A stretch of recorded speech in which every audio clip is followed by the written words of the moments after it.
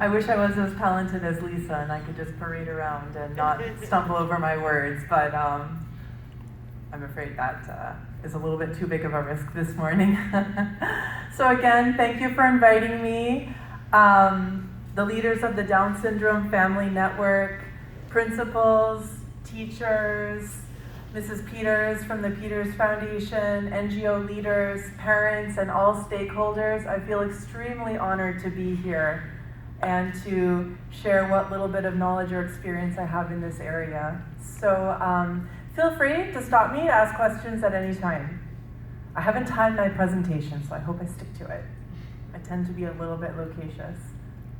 Okay, so today I'm talking about how to promote communicative inclusion.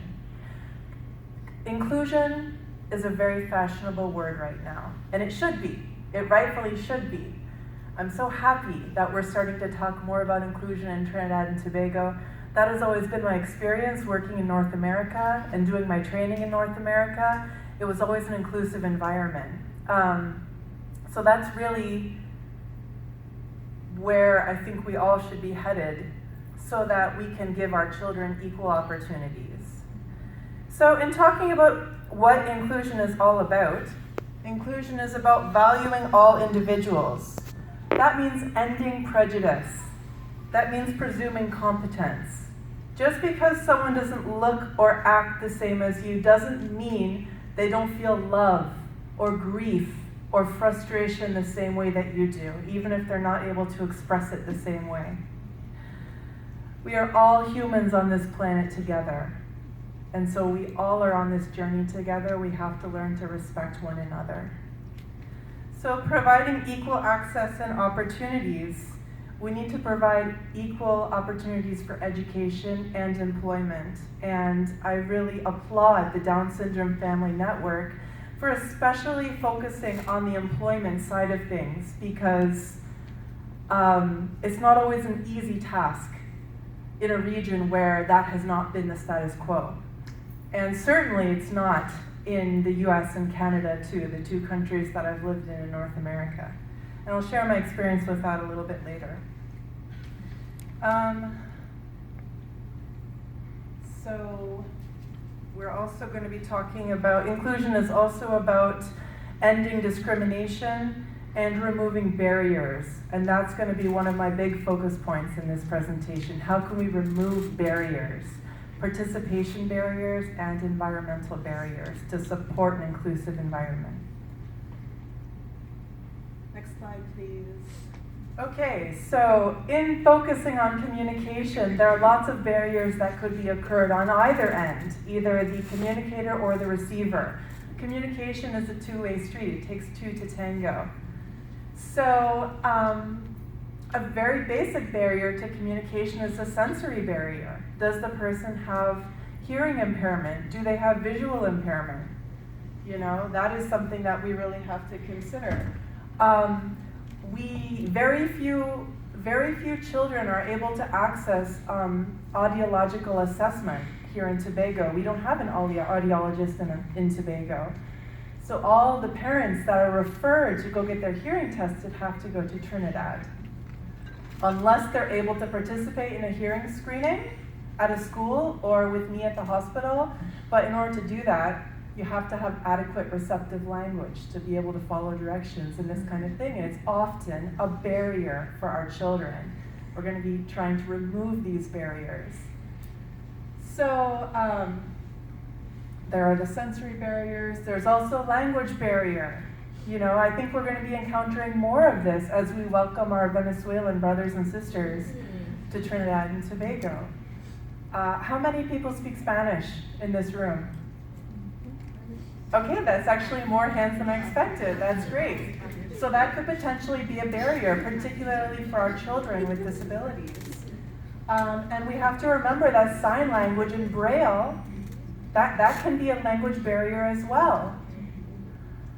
I often do not put all my focus on sign language in speech-language therapy treatment sessions, simply because I speak to the parents of the children who have been focusing on sign language in school, and I say, Do people use this at church? Do their friends use this? Do people in their community, your neighbors? And they say, no, they just get it in school. I say, do you know how to use sign language as their parent? And they say, no.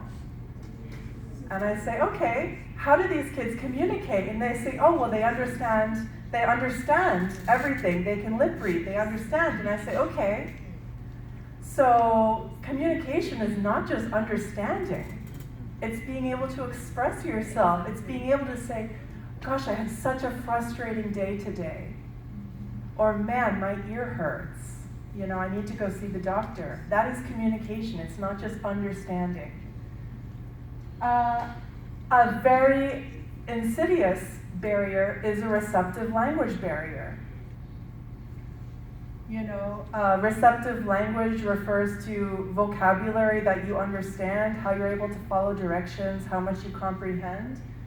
But it also refers to attention, auditory processing time. How long does it take you to process language?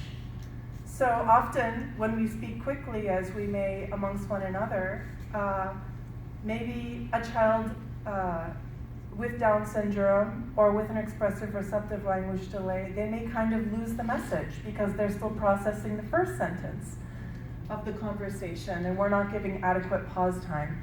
I actually normally speak very slowly. I hear myself on videos sometimes that my husband takes with my daughter at home. I say, do I really talk that slow? Like in real life? And he's like, yeah. Yeah, you do. But I would like to think that that's helped support my daughter's language all along as she's been developing, because I do speak quite slowly typically. Also phrase length. We can't generalize this to all language or to all language learners, but what I was taught in graduate school is often a child really only understands one word, not in all cases, but in many cases. A child may only understand one more word than what they can say. So if a child is speaking in one-word phrases, they may only be catching 2 or 3 words in a sentence. So if I'm working with a child who can really only say tea or juice or mommy or daddy, if I say, Sam, go get your shoes and put them on, please. Or, go find your brother and bring him to the door. He may only be understanding go and door, or brother, or shoes.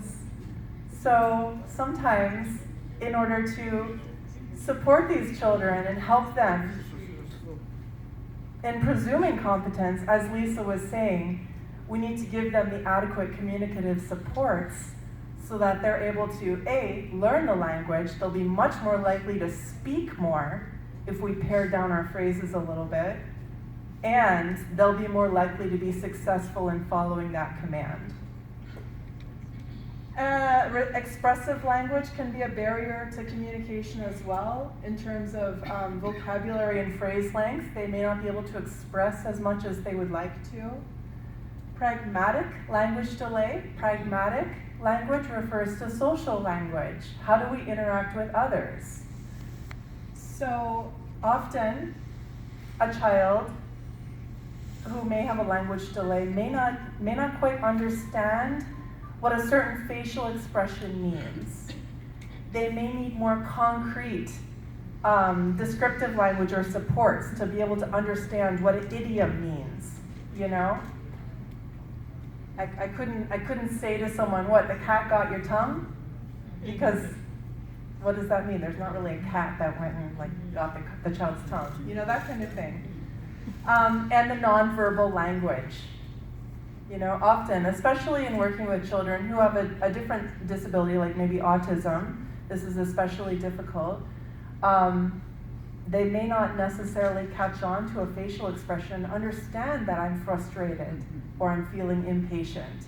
I may have to explain that in more concrete terms. Or what I often do, a lot of families in this room have social stories where I put into concrete language.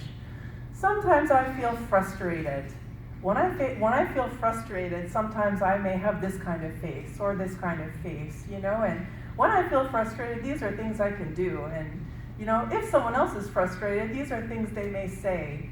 Frustrated means I'm mad. This kind of stuff. These are communicative supports in order to help these kids be in a more inclusive society and not reach a level of disability in terms of social language, so we can promote their ability so that they are not disabled by their pragmatic language delay. I already mentioned the use of abstract language. Prejudice is one of the biggest barriers, us assuming a child may not understand, or assuming because a child comes from a certain kind of family or background that they wouldn't be able to learn a certain thing, or they wouldn't have support at home. We can't assume that. Some of the most supportive families I've met, you know, the child may not come dressed in the nicest clothes. The child may come to sessions dirty, doesn't look like they bathed, but that may be actually the most supportive mother in terms of their attendance, their punctuality, their carrying over of what we're working on in therapy. Maybe they don't have a lot of water where they live, and they weren't able to take a bucket bath or whatever in the morning, but we can't make assumptions and have prejudice about certain families. And the biggest one to talk to you all about is the lack of attention or perception on the point of the receiver. Lots of times children communicate, but we don't notice that they're communicating. Communication may be an eye gaze. It may be a vocalization, It may be a cry or a grunt, and we have to really notice what is going on. My uncle has Down syndrome. My uncle's almost 60 years old. He never learned to speak. He communicates just by saying, But the amount of community participation he has with that limited amount of language is incredible, and how much he can communicate with that and with gestures. Okay, next slide, please. Okay, so I want to talk to you a little bit about the ICF. In 2001, the World Health Assembly created this international language in talking about disability called the International Classification of Functioning Disability in Health. And this is an international language used by the World Health Organization and most international organizations for health in talking about impairment and disability. So this really puts the onus on us, because there's first the level of impairment, and I'll go more into this. Impairment is not actually your diagnosis. Activity limitation, participation restriction, and environmental restriction.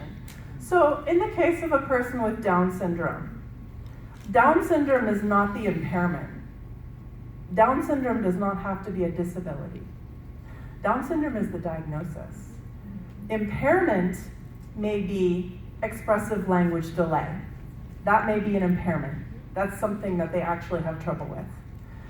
The activity limitation is they can't ask for things verbally. In the example of someone with expressive language delay, activity limitation may be they can't ask for things. They can't protest appropriately or verbally. Maybe they just cry or beat or whatever to protest. Activity limitation, they can't read aloud. They can't read a book aloud.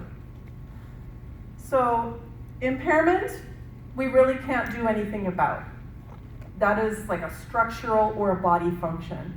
Activity limitation, this is where we can now affect change by being the supports in the community. Now moving on to participation restriction. So the activity limitation is, in that example, they can't talk. Participation restriction, they can't contribute to circle time reading group with their classmates. They can't talk to Granny on the phone. These are participation restrictions, and this is where we can affect change. Environmental restrictions. I didn't put much text on the slide because I really want you guys to listen to me and think about how it can apply to your lives. Environmental restriction. The child is not allowed in a school because they're special. or the schools are too full, and so they don't have any more room for special children. This is a participation restriction.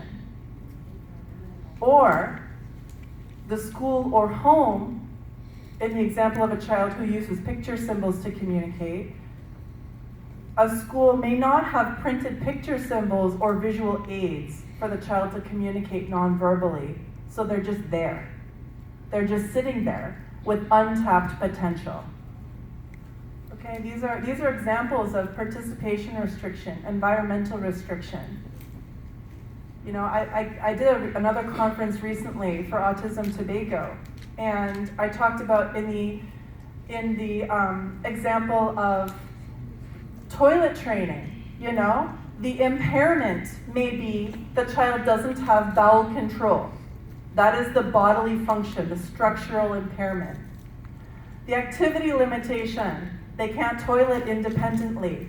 The participation restriction, they can't go on the field trip with their classmates because they can't use the toilet. The environmental restriction, maybe this child has a sensory processing disorder and there are fluorescent lights in the bathroom. There's no stool for the child to rest his feet on so that he gets some core stability to use the toilet. You know, there's no picture schedule next to the toilet showing what sequence the child needs to go through to be able to toilet independently. These are environmental restrictions. This is where we can affect change. Little example in the room, Mrs. Lashley, can you wave your hand in the back? This is the principal from Heritage School in Bell Garden. She's doing great work. She uses picture schedules. She helps kids learn to toilet independently. Their parents never thought they could toilet. She teaches kids who are 6 years old, who have always been in Pampers, probably older than that, right? How to toilet independently, and their parents thought they were doomed to Pampers forever. And she did it with routines and environmental supports. So these children, yeah, give her a hands up. These children no longer have a disability in that way. So Tobago's really moving forwards. We create the disability in our children by creating these participation restrictions and environmental restrictions. So we can move past that. Next slide, please. Okay, so is Allison Roberts in the room? She may be coming a little bit later. This is her son, Tyrone. Tyrone was a real sweetie. Unfortunately, Tyrone did pass away last year.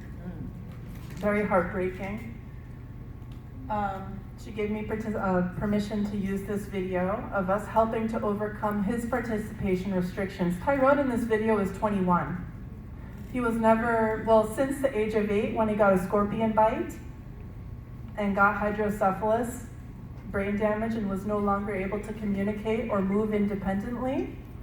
Since then, he wasn't able to communicate. And this is his first time communicating here at age 21, since age 8. So let's play this video. I hope you guys can hear. You want? I want. Tyrone wants.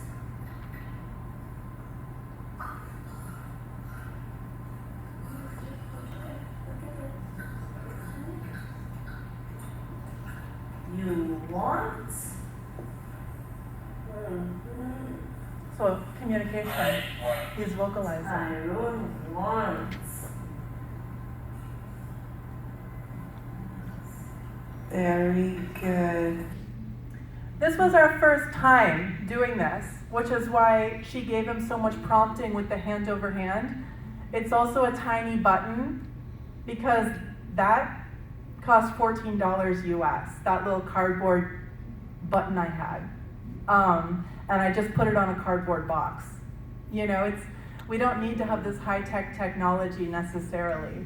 But from that, Tyrone learned to do it independently, didn't have the dexterity to touch that tiny button, so his parents and his community invested in a Big Mac button, and his mom bought it for him. She's going to bring it today when she comes. And he would press the button whenever he wanted anything, and it would put voice output. And so he learned to communicate at age 21. So he no longer had that participation restriction, and no one ever thought he'd be able to communicate again. So in this, I want you guys to really consider, what is the impairment? The impairment is, inability to move mouth and tongue for speech production, inability to move his arms and legs independently, secondary to a diagnosis of spastic quadriplegic cerebral palsy. But that's not the impairment. The impairment is the inability to do these things. The activity limitation: can't talk, can't reach, can't pick up the food on his own.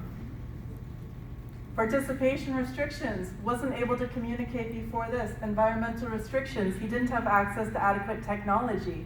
We were able to overcome that for a relatively low cost. We just had to believe in him and presume competence. Know that he did have feelings, he did want things, he did want to express that. And he was so much happier after that, and he used that for the rest of his life. So, next slide, please. To support communicative inclusion, we need to respect and facilitate different forms of communication.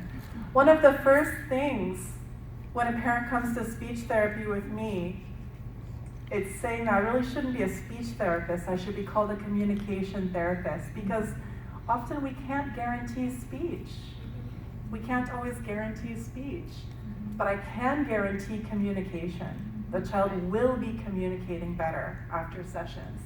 So that may be gestures or sign language, that may be picture symbols, photo symbols, that may be vocalizations like ah or e and having them differ. That can be a differing vocabulary.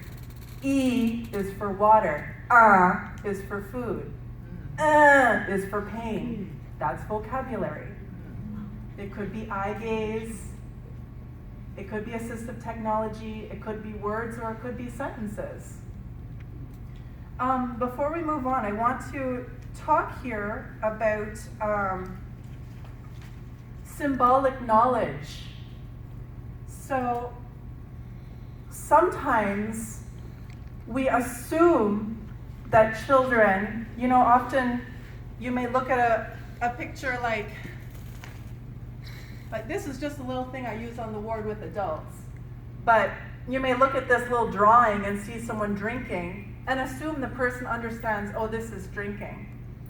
But it's actually quite difficult cognitively to understand that this little line drawing, this little cartoon, is meant to represent a person actually drinking a glass of water. So, in presuming competence, we also have to scaffold to provide the supports needed for that person. So scaffolding means meeting them where they can be successful, and I'll talk more about that later.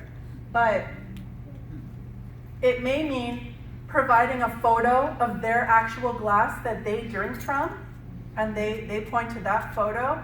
It may actually mean having a little mini glass taped to a communication board, a little cup, and they have to go and get the mini cup, and that represents that they want the drink. So we can't, although we can presume competence, we can't presume symbolic knowledge. A word is a symbol, a picture is a symbol. We have to meet them where they can be successful and help them grow from there. So I just want to speak a little bit on that, because often I observe that people will provide more advanced symbols, whether it's sentences, words, pictures, than the child is actually able to understand at the time. We have to help them grow from there. So I tend to use more photos, actually, than line drawings, because photos is a lower level of recognition. We can build up from there. Next slide, please. Here are some examples of supporting communicative inclusion. We have lots of kids here in Tobago that we've provided communication boards like this to. So in the example of this child, in the example of this child, he would pick which item he wants, take it off the Velcro, put it on the strip that says, I want the item, and then he would hand it to the person. We have lots of people in Tobago using this in the schools and at home. What I despise, though, is when families will say, oh, I left that at school. He doesn't need it at home. Or we only use that at home, they don't have it at school. That's like taking my tongue from my mouth. This is like only wearing a hearing aid at school and not at home. This is your form of communication, so you should go everywhere with you. And this is actually a very commonplace thing, that it's only used in one environment. That is an environmental restriction and a participation restriction. We are creating disability by not having those picture symbols everywhere the child goes. We are creating that disability. So that's an example. Turn page, please. This is technology, quite expensive. I think this is a Dynavox. I think they're about $10,000 US. Yeah, that was last I heard at least. So we try and create low-tech communication here whenever possible, and improvise, doing things like what I did for Tyro with that little box that was meant for science fair presentations for like middle school children in the US, and we use it for communication instead. This is eye gaze for this little girl. We do have one young man using eye gaze technology here in Tobago after he had an accident and became paralyzed. He was able to obtain eye gaze technology. Change slide, please. Another example of a boy with cerebral palsy using eye gaze scanning. And we create these systems here in Tobago. You can see on the right, that's a clear board. And we just ask the child to identify or to be able to look at what they need. And actually, this teacher is teaching body parts. So she may point to a child's eyes and say, what is this? And then the child will look up at eyes to answer that question. That is them communicating. We have quite a few children in Tobago using eye gaze boards as well. We're eliminating that participation restriction. She's using line drawings, which again, many children may not understand. I prefer the photos, but it's still good. Turn page, please. Okay, here's an example. I obtained permission from this parent. She wasn't able to come today though. This is one of the little darlings at Mrs. Lashley's school, and since he started going there, this boy, people may have assumed that he couldn't learn, he couldn't participate. This little boy can't really move very much independently, can't speak much independently, but he's blossomed there. So this is when he was first learning to communicate using eye gaze. And he can use reach for this as well. So if you could play this video, please. Okay. We have a tablet. Or bubbles. What do you want, Tamar? Oh, bubbles. Okay, let's say the whole thing. Sit up. Up, baby. Sit up. Up. Nice. I want just bubble. So we'll play that again in a second. But I wanted to teach this child to speak in sentences. Just because he can't talk doesn't mean he doesn't have the right to communicate in sentences.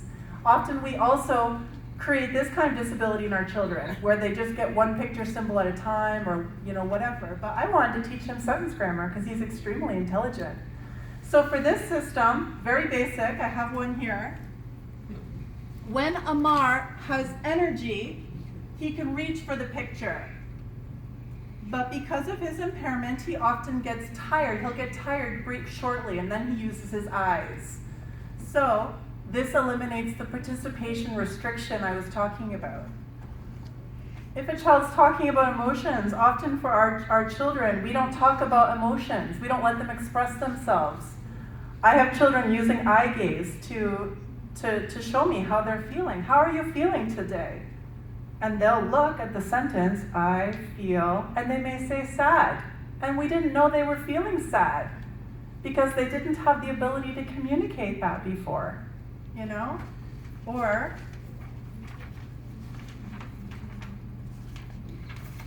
another example, for requesting, they could, you know, what do you want? They could say, I want Pediasure or porridge or whatever. This was an example for a child who wasn't really eating solids because of some oral motor restrictions. And then we've taken these children even further to create more educational opportunities. I'll read them Brown Bear, which is one of my favorite books. And so for this example, I had another video of this, but it was too large for me to transfer, so I'll have to just show you myself. I would say, Amar, what do you see? And he would say, I see fish. And he would either reach for it or say it. And so this child that we presumed couldn't communicate is now answering questions. Questions that often children who could speak or whatever else wouldn't be able to say.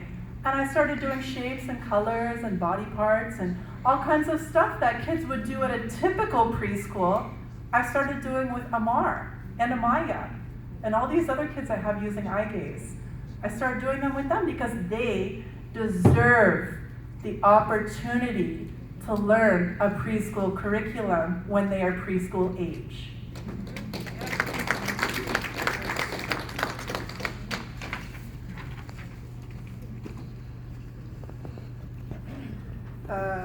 Okay, you could change slide, please. Oh, yeah, you just watch it one more time. All right, okay, scaffolding. So again, this is scaffolding. Scaffolding means meeting them where they can be successful and supporting them each step of the way. So maybe that means if a child is only able to speak in one-word phrases, maybe that means I'm only speaking in two-word phrases to help bring them up one step further. Maybe that means if they're working on one thing, I wouldn't skip ahead 6 steps. I would help them each step of the way. So it's very important to analyze where is the person now and how can we help them be successful and come to the next level. Okay, next slide, please. Okay, and I always have to say,